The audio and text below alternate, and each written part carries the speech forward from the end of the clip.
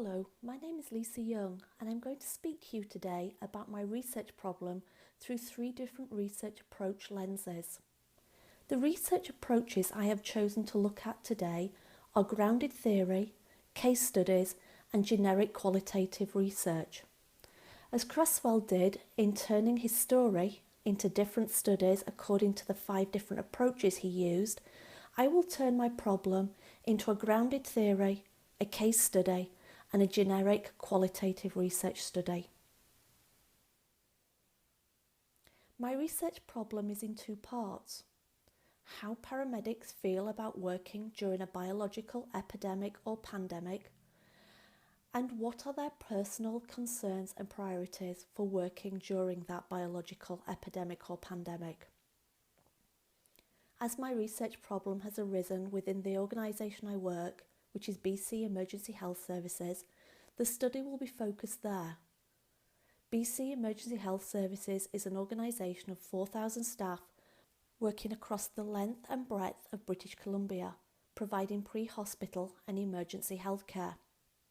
However, I should first explain what an epidemic and pandemic is. An epidemic affects a disproportionately large number of individuals within a population, community or region all at the same time. For example, the Ebola disease that affected West Africa in 2014, that was classed as an epidemic, although it affected several countries but within a close region. A pandemic is a disease that occurs over a wide geographic area and affects an exceptionally high proportion of the population, such as the influenza pandemic of 2009, which affected the whole world. Now I turn my story. Firstly, I want to turn my story into a grounded theory. I will first provide a brief background to the approach. Glazier and Strauss presented grounded theory as a research approach in their book The Discovery of Grounded Theory, which was published in 1967. Glazier and Strauss's positivist worldview shaped the approach, which looks at the world in terms of cause and effect. Grounded theory has taken different forms since then, and in 2006, Sharmas presented a social constructivist perspective to grounded theory, supporting researchers and participants to construct their own realities and encouraging researchers to acknowledge their own interpretations of the phenomenon being studied. Sharmas describes grounded theory as an abstract theoretical understanding of the studied experience. It is a conceptual interpretation of the phenomenon grounded in the experiences of the participants. Grounded theory does not end with a description, but seeks to explain relationships, reactions, actions and processes. Today, in turning my story into a grounded theory, I will be adopting a classic approach. Corbin and Strauss view a phenomenon as a change rather than a static event, encouraging the researcher to catch the interplay of actors' responses at the time of change. Therefore, in order to develop a theory on what influences paramedics' feelings about working during a biological epidemic or pandemic, my questions may be: what experiences have paramedics had of epidemics and pandemics? What strategies were used to cope during these experiences? What external supports were provided? And what meaning do paramedics assign to their experiences? It is important in grounded theory that the researcher does not bring preconceived ideas to the study. Therefore, a literature review should be completed following analysis. Although the process presented here is linear, grounded theory is not. My data would come from multiple sources, including but not limited to interviews, process observations, internal correspondence, operational policies and procedures, the emergency management plan for a pandemic, and other items. Data collection is an active, integrated process with collection and analysis happening concurrently. Data analysis starts with the first piece of data and will inform where the next piece of data will be sought and participants selected. The data provides cues to the most effective approach, what questions to ask and where to seek answers. My analysis will be performed through a defined process, key elements of which are coding, memoing and sorting. Open coding, axial coding and selective coding are used in grounded theory. The data can be either coded inductively or deductively. Memoing is an integral part of the process. Memoing will enable me to formulate and review my theory as I construct it.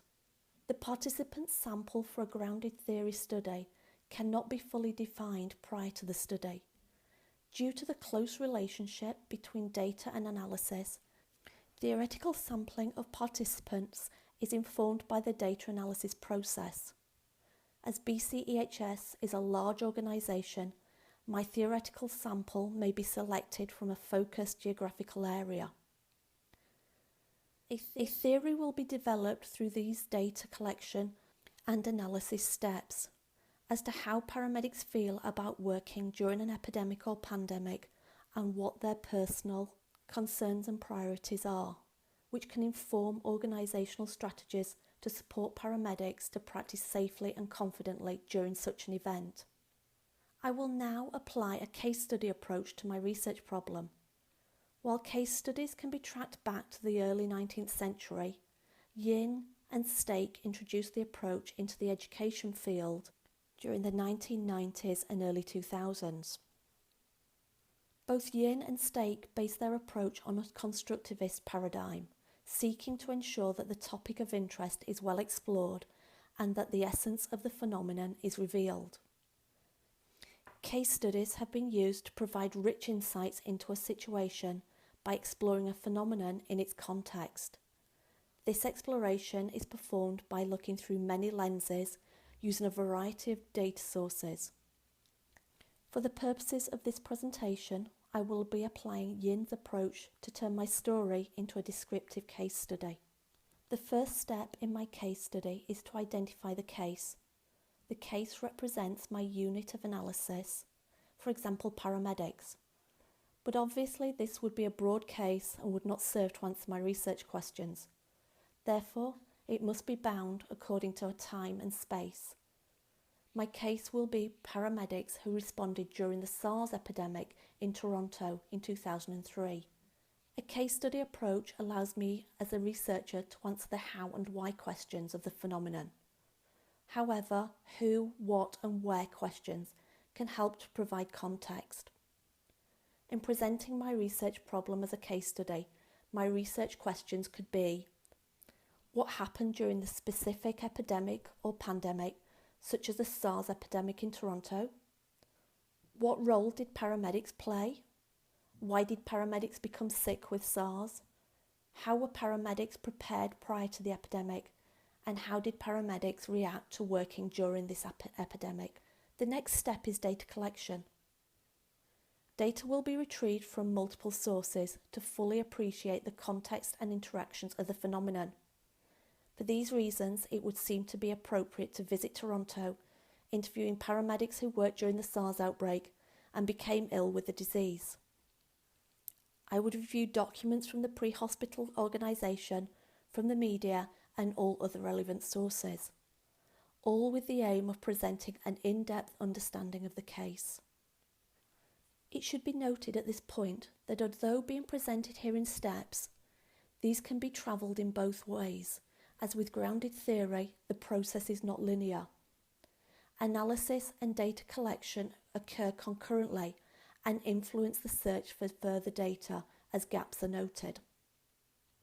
Data analysis can be performed in different ways, and Baxter and Jack list 5 techniques, from pattern matching, linking data to propositions, explanation building, time series analysis, logic models, and cross-case synthesis. The final step is reporting on the case study findings. The report can take a number of different forms, chronologically, by similarities and differences if the case study involves multiple cases, or as a theoretical model. As Baxter and Jack say, the ultimate goal is to present a report that the reader feels they have been an active participant in the research. Without having actually walked through the steps, it is difficult to state here what approach I would take in reporting my case study. And now for my final turn of my story into a generic qualitative research study. Chieli, Ray and Mill present a discussion on generic research in response to the rising popularity of the approach. Generic research is a descriptive qualitative research approach which allows the researcher to present the data in a descriptive manner. Furthermore, although terms such as basic and generic are used, this should not connote elementary, as no research approach should be viewed as better or worse, but should be viewed as to its appropriateness to the study itself. To this end, Chieli et al. Present a clear case for a clear study design to ensure rigour. To turn my research problem into a generic research study, my research questions would likely change very little. I would still seek to explore how paramedics feel about working during an epidemic or pandemic and inquire as to their personal concerns and priorities. In line with other qualitative research approaches, my generic research study would require a purposeful participant sample. As the methodology of generic research is interpretive description, data will be gathered from multiple sources to provide me with as full a picture as possible. It is important for me, as the researcher, to consider my own biases and views as well, as these will shape my data collection and analysis. Content analysis of the data by coding or theming the information will provide the opportunity to be reflexive.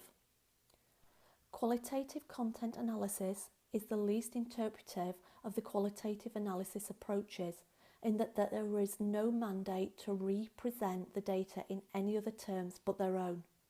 Although description and fact-sharing is never an immaculate process and is influenced by the researchers and participants. Again, data collection and analysis are performed concurrently. The analysis process will identify areas for further inquiry or observation. Finally, my generic research study must be presented in an organised manner best suited to the data. While chronological representation can be used for the purposes of reporting on the findings pertinent to my research problem, category or themed representation would likely be used. That being said, Chieli et al. Caution against stopping at reporting the themes, highlighting the importance of providing meaning to what lies beyond. In conclusion, I have turned my research problem into a grounded theory, a case study, and a generic research study. While I don't have the data to be able to fill all the gaps in each of these approaches, I have applied each approach to my research problem, identifying the key elements and how they might be applied. I thank you for your time and allowing me to bring my presentation to you.